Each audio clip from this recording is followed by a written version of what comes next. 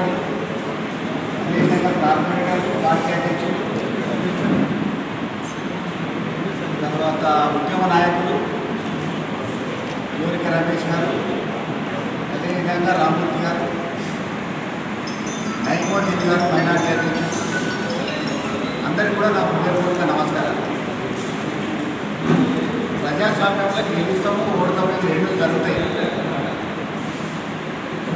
అందరూ గెలవాలని కానీ అందరూ ఓడిపోవాలని కానీ ఉండదు.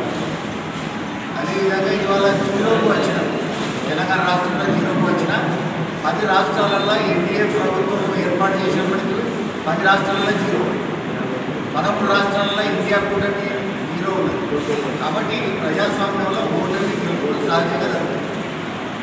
కానీ మాకు పనిచేసినటువంటి యొక్క కార్యకర్తలు ఉన్నారు, నాయకులు ఉన్నారు, మాజీ శాసనసభ్యులు ఉన్నారు, మాజీ ఎమ్మెల్సీ ప్రస్తుత ఎమ్మెల్సీ ఉన్నారు, మాజీ ఉద్యమ నాయకులు ఉన్నారు. తర్వాత అన్ని 7 నియోజకవర్గాలకు సంబంధించిన మాజీ శాసనసభ్యులు అందరూ కూడా గుర్తిస్తారు. గెలుపోవటంలో మాత్రం సహజంగా జరుగుతుంది. అదేవిధంగా ప్రజల పక్షాన మేము ఉంటాం. తెలంగాణకు జరిగినటువంటి రాష్ట్ర శాసనసభకు జరిగినటువంటి ఎన్నికలు కాదు, భారత పార్లమెంటు జరిగినటువంటి యొక్క ఎన్నికలు. కాబట్టి సహజంగానే ప్రజల తీర్పు ఏదైతుందో దాన్ని గౌరవిస్తారు. అదేవిధంగా ఇవాళ గెలిచినటువంటి యొక్క కడియం కావ్య గారికి శుభాకాంక్షలు తెలియజేస్తారు. వారు ప్రజల పట్ల నిబద్ధతలు ఉండాలి, పనిచేయాల్సినటువంటి అవసరం వారికి ఉంటుంది.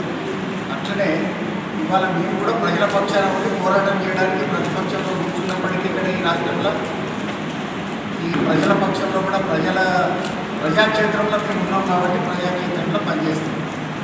కాబట్టి ఇవాళ ఈ రాష్ట్రంలో జరిగినటువంటి ఎన్నికలు ఇక్కడే కాదు, యావత్ భారతదేశంలో జరిగినటువంటి ఎన్నికలు కాదు.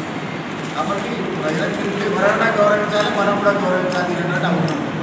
కాబట్టి కృషి చేసిన అందరికీ కూడా కృతజ్ఞతలు తెలియజేస్తూ ఉన్నారు.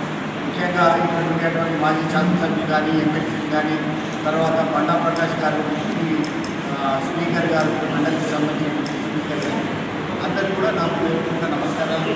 వాళ్ళందరికీ కూడా కృతజ్ఞతలు తెలియజేస్తూ ఉంటాను.